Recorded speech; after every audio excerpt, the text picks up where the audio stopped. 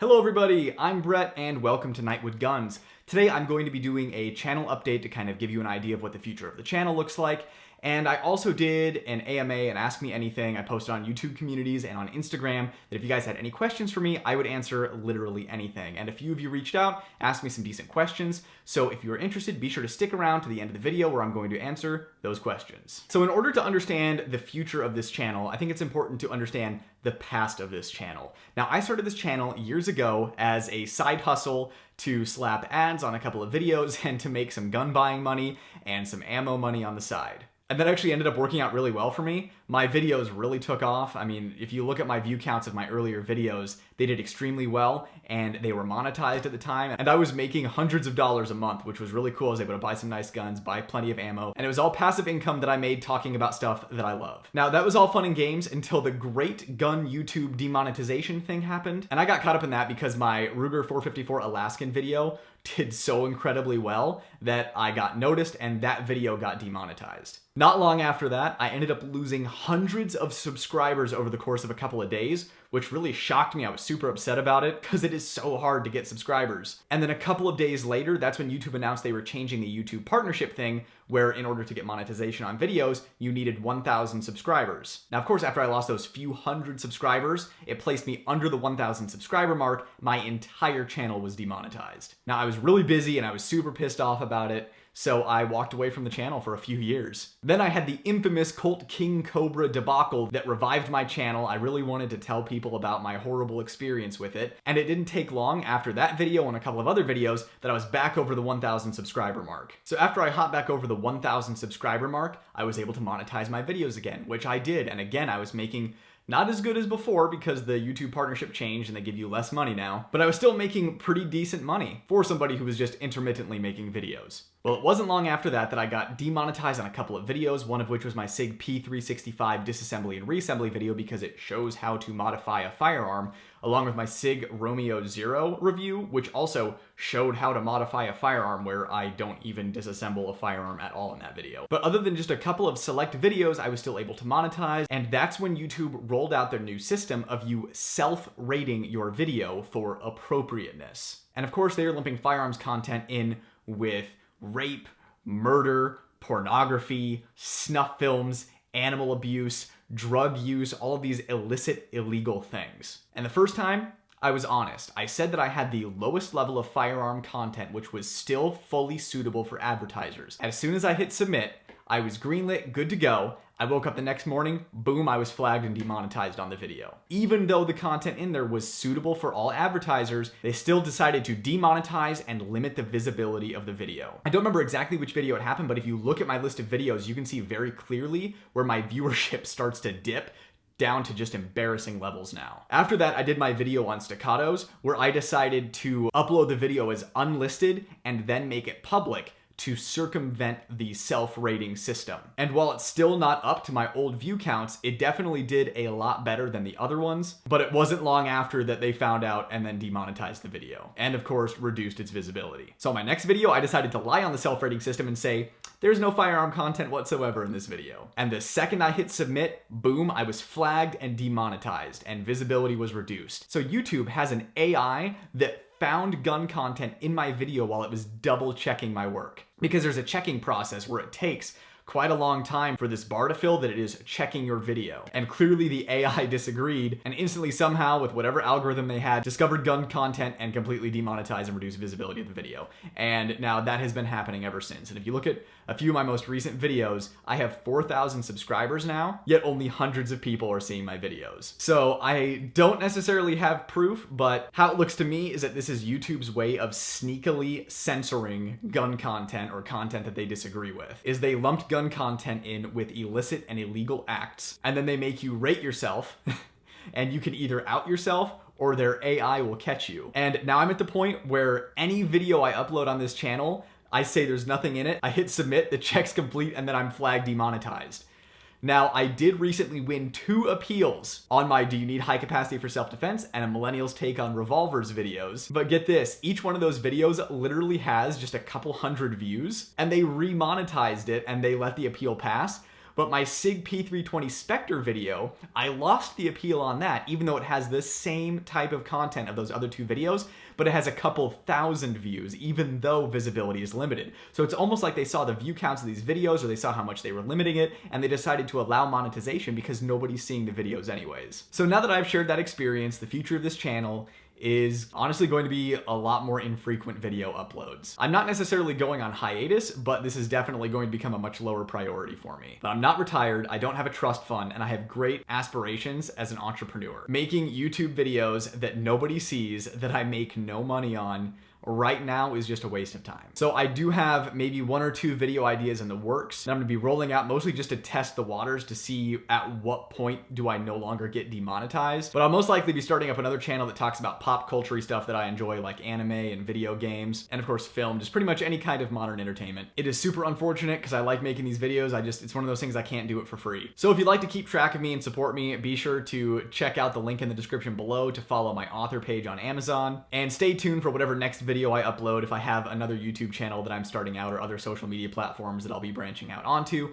I'll be sure to let you know in the upcoming video. To my subscribers that have actually been seeing my content, I just want to thank you guys so much. I always enjoy your comments and the support you guys offer, and I love you guys so much for buying my books, and especially all of the incredible feedback I've gotten about my books. It makes me feel so good to hear that you guys are enjoying it, and honestly, they're doing really well. I have a really good shot of being an author full-time in the near future, and it all started here with you guys. So one day when I'm a famous author, you can be like, I remember when I was watching that guy's YouTube videos. So now that that's out of the way, let's go ahead and get into the questions that you guys asked me on Instagram and on YouTube. So I'm going to start with what I think most people are going to find interesting, and that is, what's your EDC? And that branches out into another question that I got, which is, what ammo do you use for EDC? So I'll just go ahead and answer both of those questions. So as far as a firearm goes, I'm carrying a Staccato C2 Duo in a Tier 1 concealed holster with discrete carry concept clips. I think these are the Mod 4 1 3/4 inch. The Staccato C2 Duo is a 2011 chambered in 9mm with a 16+1 capacity. I have a stipple job by Darkside Precision, which is amazing. If you have a Staccato, I highly recommend Darkside Precision for stippling. It has a Trichicon RMR RM09 1 MOA dot, and I carry a 20-round spare magazine. As far as my EDC ammo, I am using 124 grain plus P Federal HSTs. Definitely go check out luckygunner.com. They did a bunch of ballistic analyses of a lot of popular rounds. You can see how they all compare, and these 124 grain plus P HSTs perform extremely well. I highly recommend them. To stay on the topic of firearms, when I am traveling, I carry my SIG P365 XL with a 12-round flush fit magazine and a 15-round spare magazine with a Trichicon RMR RM09 1 MOA dot on a maple leaf adapter plate. Why do I carry this when I travel? Because I don't want baggage handlers or TSA stealing my Staccato. And also I forgot to mention that when I am tucking my shirt in, I'll carry the P365 XL in a Tier 1 concealed, I think this is a Xiphos, with these smaller discrete carry concept clips that you tuck the shirt behind these, and these smaller clips actually hide behind your belt. You tuck your shirt over the gun, behind the clips, and then you hide the clips under your belt. So whenever I have to go tuck shirt, I'll also carry this. And also, whenever I'm hiking in large animal country, I'm carrying the Smith & Wesson Model 6944 Magnum in a stealth gear holster, also with discrete carry concept clips. This is an L-frame 5-shot 44 Magnum, and I do carry it inside the waistband because, you know, some of the times you find yourself on a public trail, and I don't like drawing attention to myself. The same benefits you get out of concealed carry in the real world, you can also get out of concealed carry on trails where you might run into someone. I don't like to show my whole hand right away. So having an appendix carry inside the waistband bear gun can definitely have its advantages. But daily I am carrying the Staccato C2, and with that I am carrying a Microtech Scarab 2 Signature Series with the DLC blade. It is no secret that I love Microtech knives, and the Scarab 2 is my favorite. In my experience, it is the most durable and reliable, and you need to clean it the least. I also carry a Palm pepper spray daily because sometimes you don't need to shoot someone, you need to punch them, but you don't want to get AIDS, so punch them from a distance with pepper spray, and Palm is the least obtrusive, and I like the mix that they use. So all around, Palm pepper spray, highly recommend it. I also carry a Surefire EDC L1T. It has 2 modes. Press it down a little bit, it's dim. Press it down a lot, it gets real bright. So the EDC L1T, great little light, kind of pricey, but it is absolutely bomb-proof. I was carrying a little stream light for a while, but the thing ended up dying on me. I'm kind of rough on my stuff, so I guess it's one of those things that you get what you pay for. Probably switch over to a mod light at some point, but right now the Surefire is doing well for me. And finally, I carry a Hinderer Investigator pen. Not very comfortable to write with, but it's really cool. Got a little bullet point there, so that you can feel like if you had to, you could do nothing with it. But regardless, it has a DLC finish.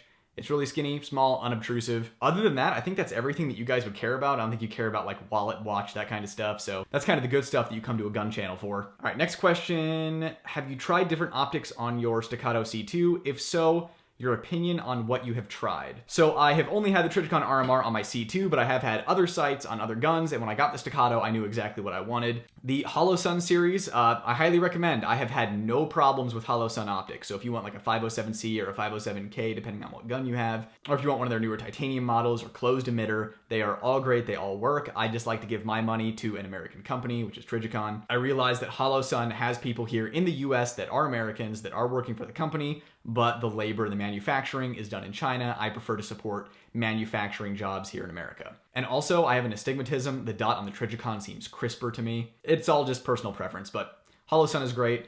I've also tried SIG Optics Romeo Zero. I would hesitantly recommend if you don't mind something a little more fragile on your gun. I've had a Romeo 1 Pro. That thing was fine. Dot was a little fuzzy to my eye. And it was also really big. I put the steel armor on there and it just kind of like this big bulky mess. I would recommend it. The thing worked great for me. I had no problems. I just personally don't really like it. So yeah, Trijicon or Holosun, either way, can't really go wrong. Just depends on how you want to spend your money. Oh, and also the Vortex Venom.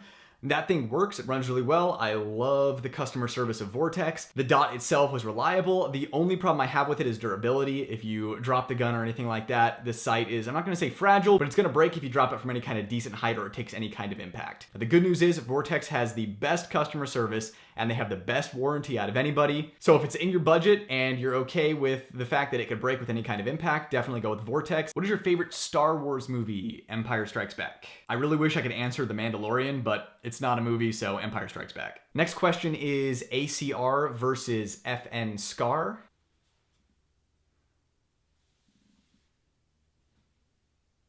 Definitely the Scar. Are you single? You're cute. Do you have an OnlyFans? I'm married. Thank you. I am adorable. And do I have an OnlyFans? I get asked that more often than you would think. Maybe. Mr. Guns and Gear gets into a melee fight to the death with Coda Boy 32. Who wins? I need to look up who Coda Boy 32 is. Sorry, I don't watch a lot of YouTube. It's not how I spend my time. But probably Mr. Guns and Gear because bald men are good at fighting, especially if the fight takes them underwater. Did you pick Ashley Williams, Tali, or Liara? This is talking about romance options in the popular video game franchise Mass Effect. And Tali, of course. Come on. Who do you think I am? And who doesn't love a good cross-species romance? Femshep playthrough, Garrus. Duh. And finally, last question, still carrying the SIG P365, any updates, i.e. round count and any issues? Recently got one and love it, thanks. I'm glad that you got one, I'm glad that you love it. It is still, to this day, the gold standard for a micro carry 9. I do carry my P365 XL occasionally. I still have the P365, 0 issues, completely reliable, no breakages. 100% recommend it still. I love the 365 and 365 XL series once they worked out all the kinks. It is still my #1 recommended micro carry option if that's what you are in the market for. Well, that wraps up today's video. If you actually happened to see this video, thank you for watching. It has been a pleasure getting to know all of you in the comment section and watching the view counts fluctuate over the years. Like I said, if you want to keep track of me, stay tuned to the channel. I might upload something every once in a while. Check out the link in the description below if you want to keep track of me becoming a famous author. And other than that, keep up the fight for our beautiful Second Amendment that we have here in the United States. Practice shooting. Carry a gun as often as you can. God bless the United States of America, and may we take a better turn in the near future because, hoo boy, I don't like this path we're on. That's all for me, everybody. I'm Brett, and this was Nightwood Guns. Nightwood out.